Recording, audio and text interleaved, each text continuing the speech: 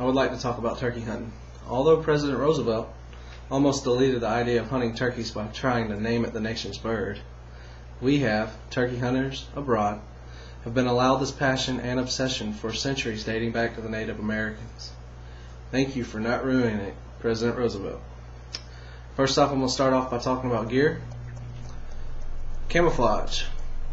Pick the pattern breakup that matches the surrounding cover that is in the area you plan to hunt. Be aware of using the color red and blue so you are not confused by any hunter to be a harvest. Yourself could resemble turkey, as well as consistence of calling and listening and then stalking the return call.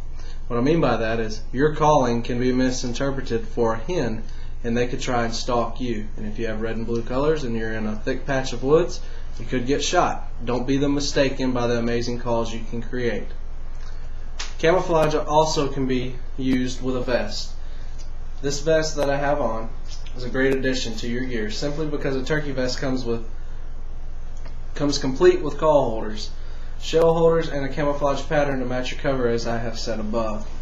The pocket that holds your shell covers is located at the bottom. As you can see, I already have shells in place, and it will hold your calls. You have top pockets, you have zippers on both sides. It's very essential to have a turkey vest when you're hunting. You're blind, the best remedy to a restless child, wife, or hunting companion. Blinds consist of full coverage and have shooting windows with collapsible mesh screens. Other blinds can be a piece of cloth with a pattern that has pre-designated spots for attaching to stakes that are hand-driven into the ground. Another piece of camouflage added to your gear, highly recommended for long hunts so you can stretch your legs and reposition yourself if the game has taken longer than expected to reach your position. Alright, we've identified our gear. Now let's talk about our calls. The box call.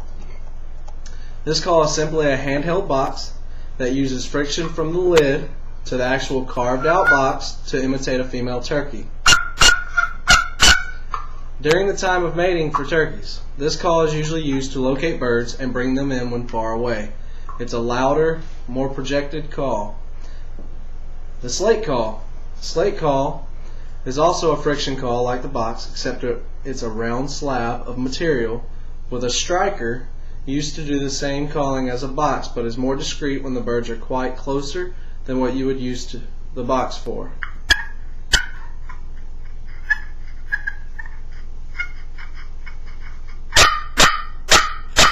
There we go.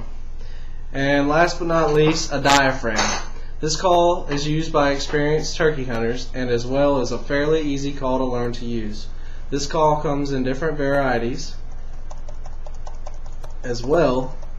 It's placed in the person's mouth and forced up on the roof of the mouth. The individual will then force air over the call, vibrating the reeds to imitate a hen purring and calling. This call is usually used when the birds are so close the slightest movement could spook them away. Alright, we've talked about calls and gear. Let's talk about decoys. Hens. This decoy is highly suggested by many hunters due to the fact that when calling you want to provide the right gender of turkey for the sounds you are making that we discussed a second ago. Jakes. A younger male. This decoy adds to the intensity of a closer walk-in because of the chance to fight for a woman. Toms will fight jakes away from hens so that they may breed with them. Let's talk about toms. As well as the jake, a tom can add an even fierce scenario once a bird is committed to investigating the play you have made. A play of a hen and tom / jake beginning the ritual of reproducing. I'll elaborate on that a little bit.